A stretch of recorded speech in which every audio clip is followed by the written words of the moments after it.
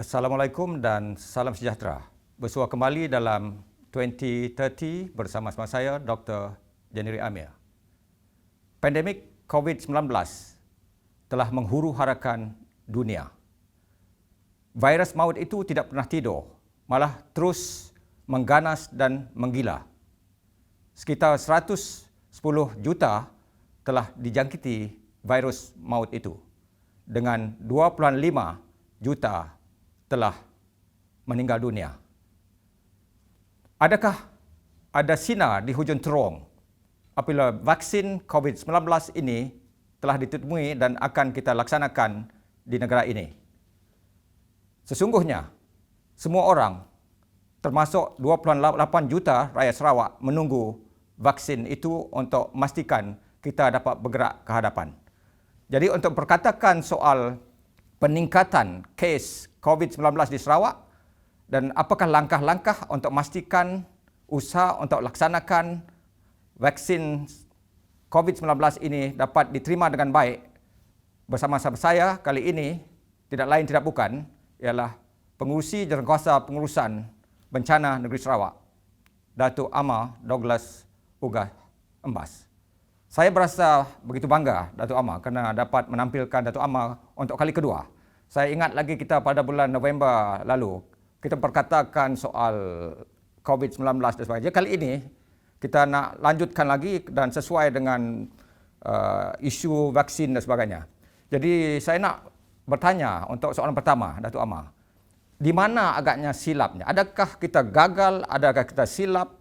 Apakah sebalik peningkatan kes COVID-19 di Sarawak ini mencecah lebih daripada 7,000 sekarang? Boleh Datuk Amar jelaskan di mana sebenarnya puncanya peningkatan itu? Ya, selamat petang. Salam sejahtera, salam satu Malaysia pada Doktor. Terima kasih kerana menjemput saya pada malam ini. Memang gelombang keempat yang kita alami pada tahun 2021 adalah sangat ganas. Pada tahun 2020, jumlah positif di Sarawak cuma 1,117. Tetapi dari Januari sehingga sekarang di Sarawak kita mendapati kes kita bertambah 6,507. Agak mendadak. Agak mendadak. Ya. Dan ianya memang satu perkara yang sangat mengejutkan kita. Tapi apabila kita melihat apakah masalah yang kita hadapi, ini berpunca dari kita di Sibu, di mana kena dasar kita di Sarawak. Punca dalam tahun 2020, COVID ini adalah datang dari luar. Sebab itu kita mengenakan dasar kuarantin untuk sesiapa yang datang ke Sarawak, sama ada dari Semenanjung, dari luar negara ataupun dari Sabah, mulai dari 3 Oktober 2020. Tapi kemampuan kita untuk mengenal ke kuarantin untuk semua bergantung kepada jumlah bilik hotel yang ada di sesuatu tempat. Dan ianya kadang-kadang terjejas kerana jumlah penerbangan yang masuk ke sesuatu tempat itu. Di situlah bermula masalah kita. Di Sibu waktu itu penerbangan kita sangat agak banyak. Jumlah orang datang pun agak ramai. Maka dasar ditukar dari kuarantin di hotel kepada kuarantin di rumah. Di situlah bermula yang mencetus kluster Pasai yang sehingga kini telah pun mengakibatkan lebih 2,600 kes melibatkan seluruh negeri Sarawak. Dan yang kedua, kita juga selalu melihat ada pendatang tanpa izin yang masuk dari Sarawak ke Sarawak dari Sempadan ke Jalan Tikus. Pada hari ini ada 8 positif. Dapati tahanan itu lepas dia tertangkap kena masuk dari Badau kepada Sarawak. Jadi inilah yang sentiasa mengganggu gugat dan mengancam keadaan kita di negeri Sarawak. maka jumlahnya bertambah dengan banyak. Nampaknya kali ini COVID itu agak agresif. Agresif, ganas, makin ganas. ganas. Makin ganas. Ya. Dan apa yang cukup mengejutkan kita, 248 rumah panjang terlibat. Ada kes. Ini suatu yang merisaukan betul-betul. Ini cukup merisaukan kerana dalam tahun 2020 cuma satu rumah panjang ada kes, tapi seperti kita memadamkan api, dia terus padam. Bagaimana itu boleh merebak agak cepat ke rumah-rumah panjang, Datuk Amar?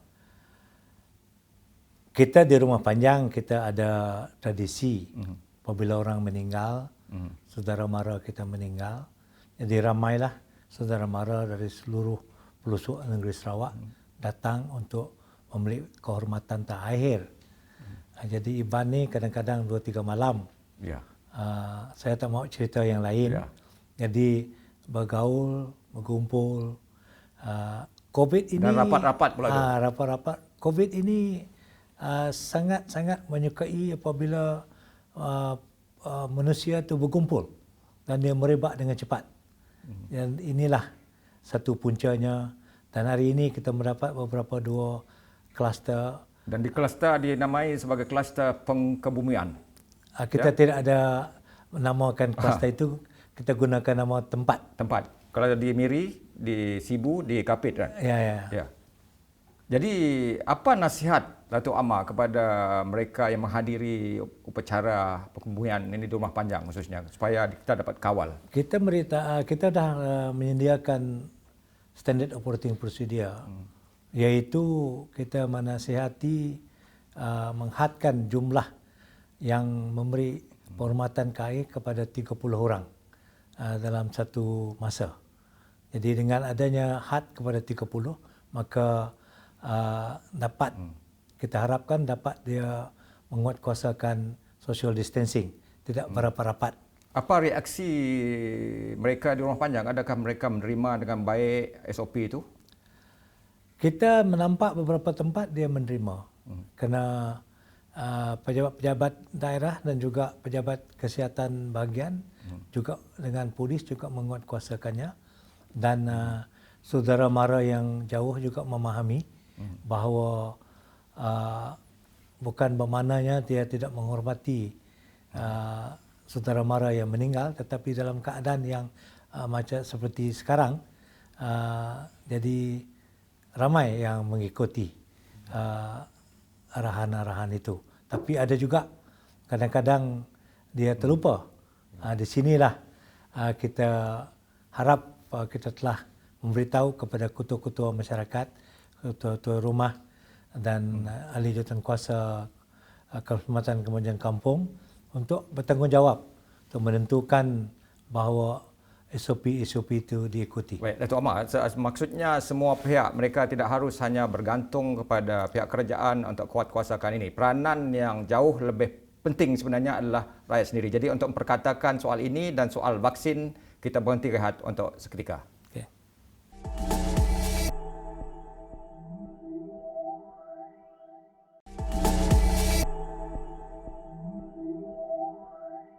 Sebelum berhenti rehat tadi, kita telah berkatakan tentang penularan COVID-19 di rumah panjang.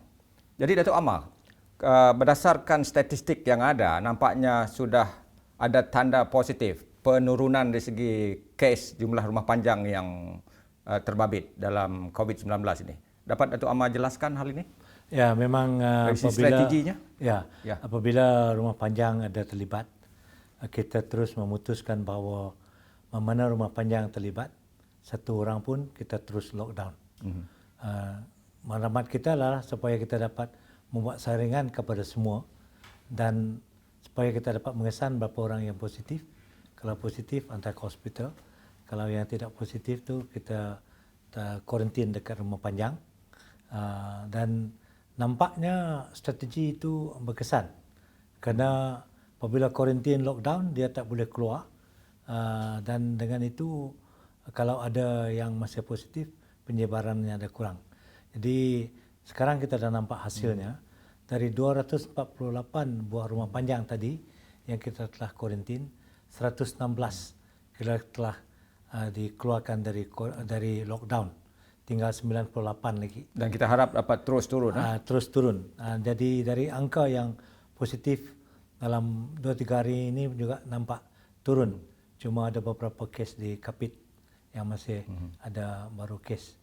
Jadi kita harap inilah tindakan yang kita ambil apabila ada satu kes di Rumah Panjang. Dan harap penghuni Rumah Panjang termasuk tuan rumah itu dapat membantu dari segi menangani. Kita memang roam in tuan rumah kerana kita ada program community policing di mana tuan rumah mempunyai tanggungjawab untuk menjaga anak biak dia di Rumah Panjang. Tapi kita selalu memberitahu mereka haruslah mempunyai tanggungjawab. Bukan kerana mereka takut kena denda ataupun kena tangkap polis, tetapi untuk menjaga kesihatan masing-masing. Kalau dia sihat, keluarga dia sihat. Itu yang penting. Pemikiran dan matlamat mengapa dia harus patuh kepada SOP. Malah ada setengah-setengah Rumah Panjang mempamerkan notis supaya menyekat orang luar daripada masuk. Itu satu langkah yang baik kan? Ada juga saya nampak dalam sosial media dia memberitahu kepada anak-anak Rumah Panjang yang duduk di bandar supaya sebelum dia datang ke Rumah Panjang beri notis dulu. Beritahu bila datang dan berapa lama nak duduk di Rumah Panjang. Sehingga sebegitulah mereka menyedari peranan mereka untuk menjaga kesihatan mereka sendiri. Baik, Datuk Amar. Nampaknya ada sinar di hujung terung. Kita bercakap tentang soal vaksin. Jadi vaksin juga akan dilaksanakan di Sarawak ini untuk rakyat kita. Jadi apa persediaannya? Saya difahamkan Datuk Amar sebagai pengurusi jawatankuasa pengurusan bencana negeri telah pun pengurusikan satu masyarakat penting berkaitan dengan hal ini. Dapat kongsikan apa yang telah ditimbulkan dalam masyarakat itu? Okey, memang vaksin adalah satu sinar dalam terung yang dunia tunggu-tunggu, termasuk rakyat Malaysia di Sarawak. Jadi sebab itu Yang Amat Berhormat telah mengarahkan kita menumbuhkan satu jawatankuasa untuk merancang pelaksanaan vaksin di negeri Sarawak. Kerana negeri Sarawak adalah luas dan kita perlu mengatur logistik dengan rapi supaya bukan hanya penduduk di bandar-bandar dapat vaksin tapi di luar bandar. Dan Kementerian Kesihatan Malaysia juga telah menjalankan dry run yang membawa contoh vaksin kepada Belaga pada 20 bulan Januari. Mengapa? Kerana vaksin yang kita guna di Malaysia, Pfizer-BioNTech, dia perlu satu storage ultra cold freezer sehingga minus 75 degree Celsius. Jadi di Sarawak ada 7 tempat yang akan diletak storage itu, dan dari storage itu akan disimpan dalam freezer yang tidak minus 70, tetapi tidak boleh diletak di situ lama dari 5 jam. Maknanya within 5 hours dia mesti disuntik untuk kepada manusia. So dari persediaan lain agaknya supaya rancangan ini dapat dilaksanakan dan efektif. Jadi kita jawatankuasa ini telah pun menyediakan logistik. Setiap jawatankuasa pengurusan bencana di bahagian telah pun mengemukakan cadangan-cadangan mereka di mana vaksin itu akan disediakan untuk rakyat dan bagaimana jenis pengangkutan yang akan digunakan supaya vaksin dapat sampai ke tempat yang disasar. Dan dalam melaksanakan vaksin ini perlu ramai tenaga manusia untuk menjaga keselamatan dan mengawal keadaan.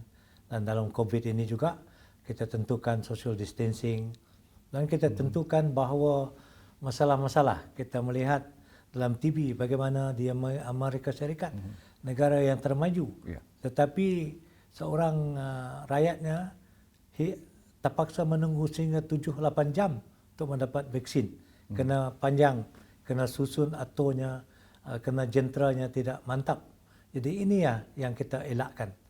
Kita menentukan keadaan selesa, menunggu tidak lama dan tempat juga teratur supaya dalam keadaan yang mencabar ini keselesaan itu juga kita akan tentukan. Jadi apa agaknya cabaran-cabaran kemungkinan akan dihadapi oleh petugas ini nanti? Yang pertama, kerana ini adalah satu proses baru, maka dia perlu menyesuaikan diri khususnya kepada mereka yang bagi suntikan itu. Kerana ada SOP-SOP dia dan itulah satu cabaran. Cabaran yang kedua, bagaimana kita dapat menentukan vaksin yang kita bawa keluar bandar yang jauh dekat border Indonesia tu masih bagus, masih dapat diguna. Di situlah jenis pengangkutan kita kena atur, kena susun dengan baik semua. Dan ketiga, kita juga mengharapkan di Sarawak mengikut peraturan, mengikut garis panduan dari KKM, iaitu rakyat yang berumur 18 tahun ke atas yang boleh menerima vaksin ini. Di Sarawak, orang Sarawak kira jumlah 2.01 juta. Tetapi keputusan juga dibuat untuk memberi orang bukan Malaysia di Sarawak. Jadi pekerja asing juga akan disuntik? Akan sama disuntik, ya. Jadi Datuk Amar, kelihatannya kerajaan Sarawak dengan bantuan Kementerian Kesihatan akan berusaha bersungguh-sungguh untuk pastikan vaksin ini dapat disuntik dalam kalangan rakyat di Sarawak untuk memastikan kita dapat keluar daripada krisis kesihatan ini. Dan untuk memperkatakan isu vaksin ini lebih lanjut, kita berhenti rehat untuk seketika.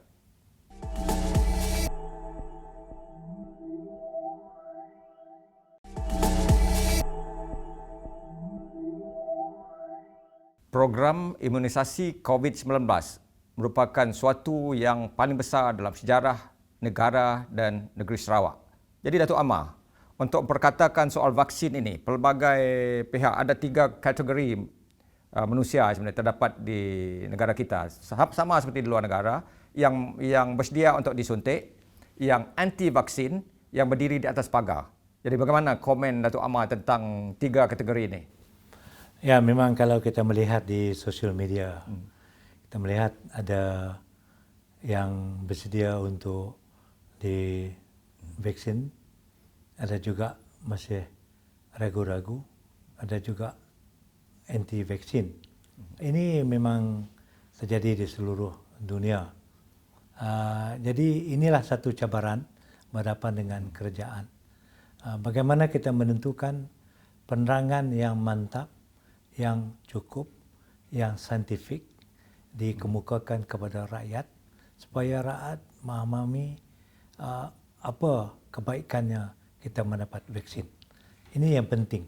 Dan kita juga untuk menentukan bahawa segala tomah-tomah yang tidak bertanggungjawab di sosial media ataupun di surat khabar atau di mana-mana dapat ditangkis.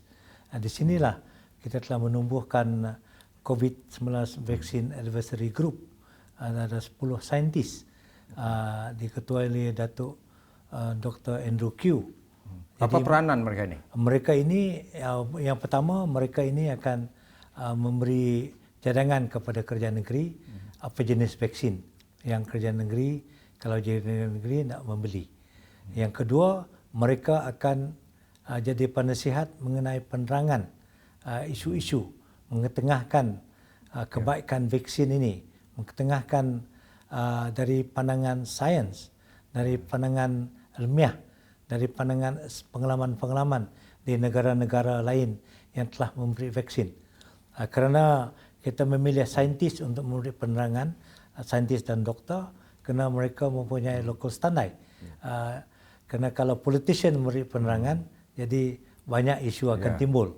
Ini sekarang pun banyak isu timbul kan. Kalau beri pada pemimpin politik, ada yang tuduh macam-macam. Kalau beri pada rakyat luar bandar, juga tuduh tak betul. Jadi semua tak kena. Macam mana itu Datuk Amar? Ya, jadi keputusan telah dibuat bahawa ada 3 fasa untuk vaksin.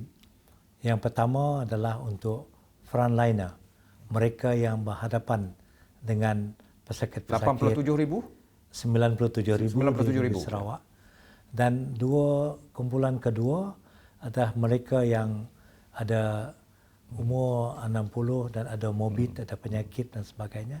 Lepas itu kumpulan ketiga adalah rakyat Sarawak rakyat Malaysia yang lain. Jadi memang ada kategorinya. Dan perancangan untuk memberi ini dah bergantung kepada bila vaksin-vaksin itu datang. Jadi saya berharap rakyat janganlah mendengar kabar angin kerana I think beberapa minggu yang lepas mereka menuduh mengapa nak menyuntik orang Belaga dahulu. Itu tuduhan di media itu sosial tuduhan dan yang sebagainya. liar. Apa sebenarnya? Cuba tegaskan semula mengapa Belaga itu dipilih. Tujuan Kementerian Kesihatan Malaysia memilih Belaga adalah seperti saya sebut tadi, to do dry run. Kerana vaksin Pfizer BioNTech yang kita pakai itu, dia mesti disimpan dalam ultra cold freezer yang minus 75 degree Celsius. Jadi kalau itulah ciri-cirinya, dapat ke tidak vaksin itu berkesan kalau dibawa ke tempat seperti Belaga yang begitu jauh, berapa jam dari Bentulu. Inilah yang nak dilihat oleh Kementerian Kesihatan Malaysia. Dan waktu itu tidak ada orang yang diberi vaksin. Cuma dia lihat bagaimana yang vaksin ataupun yang serupa vaksin itu dah di-store, disimpan dalam kotak ais yang minus 35 degrees tadi, lepas tu dipindah kepada satu normal freezer, tahan tidak dalam 4-5 jam tu. Itu tujuannya. Supaya kalau dia tahan, that mean no issue. Sarawak then dapat diberi Pfizer untuk ke semua. Vaksin ini penting untuk mewujudkan kekebalan kelompok. Jadi Datuk Amar, mengapa agaknya pentingnya atau perlunya rakyat Sarawak khususnya menerima vaksin ini? Kita tidak ada pilihan. Kerana matlamat kerajaan adalah mengharapkan Sarawak ataupun rakyat Malaysia di Sarawak pada satu dalam masa yang terdekat boleh dapat vaksin. Kalau kita melihat vaksin penyakit-penyakit yang lain, misalnya flu vaksin, maknanya you tidak kena flu. Jadi inilah harapan kita kalau vaksin sudah diberi dan kita harap COVID tidak dapat berjangkit kepada kita. Jadi ada herd immunity.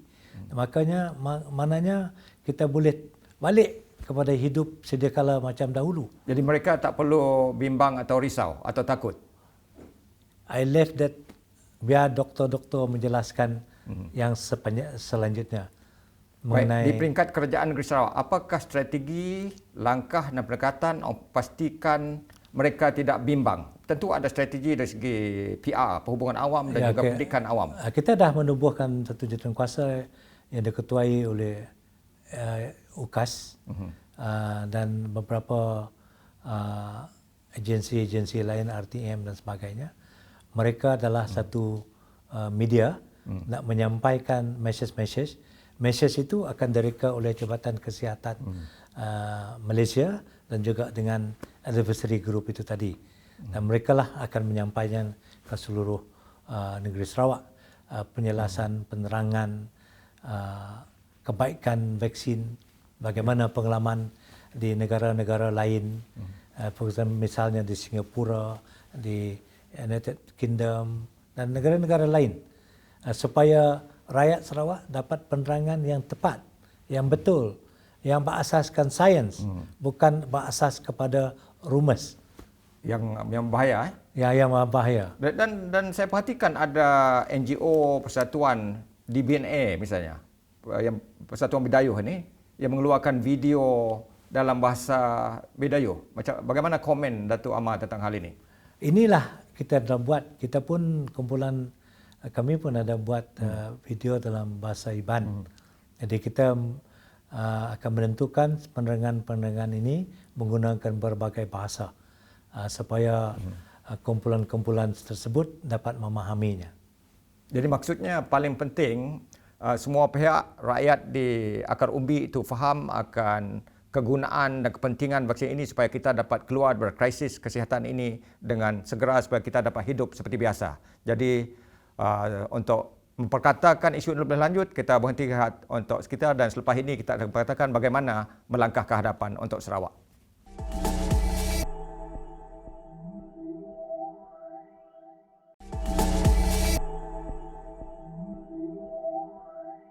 Anda sedang mengikuti 2030 bersama-sama tetamu istimewa saya kali ini, Datuk Amar Douglas Ugah.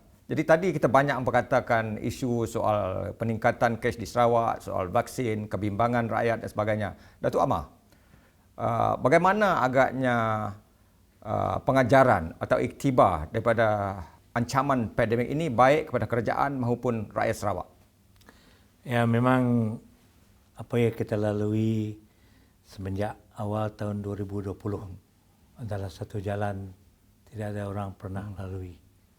Sebab itu semasa itu cukup mencabar. Dan dalam keadaan itu kita melihat Sarawak kalau kita banding dengan beberapa negeri lain agak berjaya dalam mengatasi masalah COVID-19 ini. Satu yang penting adalah kita mempunyai seorang pemimpin yang tegas, yang selalu berpandu kepada sains, yang berhormat Ketua Menteri, dan beliau memberi sokongan yang cukup padu, sama ada dari segi nasihat dan dari segi peruntukan. Saya pasti rakyat Sarawak tahu jumlah peruntukan yang telah disediakan. Misalnya untuk hotel pada tahun 2020, pada kuarantin kita membelanjakan 72.2 juta ringgit cuma untuk kuarantin. Dan buktikan kebajikan rakyat Sarawak sentiasa terpelihara. Terpelihara. Kerana waktu itu kebanyakan COVID ini adalah sebabkan import case. Sebab itu kita, dan nombor dua, kita mempunyai satu jawatankuasa Sarawak Disaster Management Committee di peringkat negeri sehingga ke peringkat bahagian, di mana mereka ini mempunyai pengalaman dan telah menunjukkan kerjasama yang cukup bersatu padu. Dalam 2-3 bulan, awal bulan tahun 2020, kita bermesyuarat tiap-tiap hari. Jadi semua bekerjasama memberi sokongan dan sama-sama belajar supaya kita dapat menguruskan. Kerana dengan kepimpinan yang mantap, yang berpandu kepada sains, memberi sokongan yang kuat, dengan jentera kita yang mantap, kita dapat memberi keyakinan kepada rakyat. The people's confidence kepada kita. They have to trust the government because banyak dasar-dasar yang kita nak laksanakan adalah dasar yang sangat ketat. Misalnya SOP tidak membenarkan kita membuka perniagaan. Itu satu isu yang sangat mencabar dan sensitif. Ya, sensitif. Tetapi oleh kerana mereka percaya bahawa apa kita buat adalah untuk kepentingan negeri dan rakyat, maka mereka akur. Jadi itu yang penting. Bagi rakyat, mereka juga mesti memainkan peranan. Walaupun kerajaan sediakan peruntukan, sediakan SOP, kalau dia tidak mengikut SOP, kalau dia masih bercampur, masih tidak menggunakan topeng muka dan sebagainya, program kita pun boleh gagal juga. Jadi maksudnya kalaupun ada vaksin itu, vaksin ada tapi kita perlu terus amalkan apa yang telah ditetapkan dalam SOP maksudnya? Saya fikir kerana vaksin ini bila dia dapat efektif lepas dia vaksin, nanti mungkin doktor akan memperjelaskannya. Dan kita harap rakyat diberi panduan, walaupun kita dah ada vaksin, mungkin masih kita berjaga-jaga. Ini yang untuk menentukan bahawa dalam beberapa masa nanti, sehingga satu ketika vaksin sudah didapati cukup memberi kekebalan kepada kita dari virus itu, dan mungkin keadaan kita boleh sampai ke keadaan yang baik biasa. Baik, selain daripada iktibar atau pengejaran itu tentu ada perancangan untuk masa depan kalau fenomena seperti ini berlaku lagi pada masa depan. Apa agaknya perancangan supaya kita dapat pastikan kita dapat tangani masalah atau isu seperti ini? Nombor satu, kita mesti memperkukuhkan jentera-jentera seperti SDMC tadi. Nombor dua, kita memerlukan memperkukuhkan Jabatan Infectious Disease di Sarawak supaya mereka mempunyai cukup kepakaran, cukup pegawai-pegawai yang pakar untuk berhadapan dengan apa jua yang akan datang. Ketiga, kita mesti menaik taraf kemudahan-kemudahan kesihatan kita di negeri Sarawak. Kerana dalam fasa ini, dalam gelombang keempat, kita memang berhadapan dengan keadaan yang cukup genting.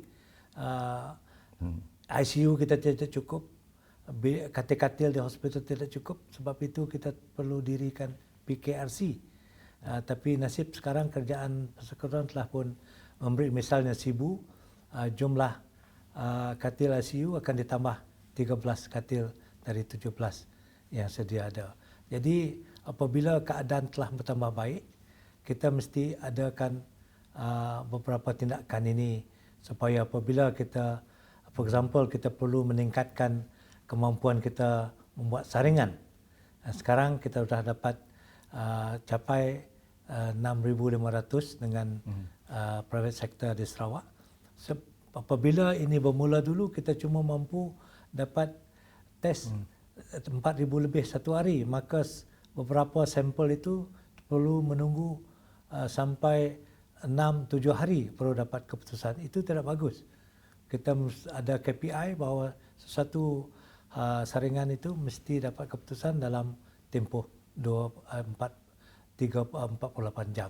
Baik, apa harapan Datuk Amar untuk masa depan Sarawak dari segi semua yang telah kita harungi, termasuk pengalaman Datuk Amar sendiri sebagai pengurusi jawatankuasa yang amat penting ini dalam cuba tangani masalah ini dengan efektif? Harapan saya bahawa rakyat Sarawak terus bersatu. Bahawa rakyat Sarawak terus sama-sama bekerjasama untuk berhadapan dengan apa juga di depan kita.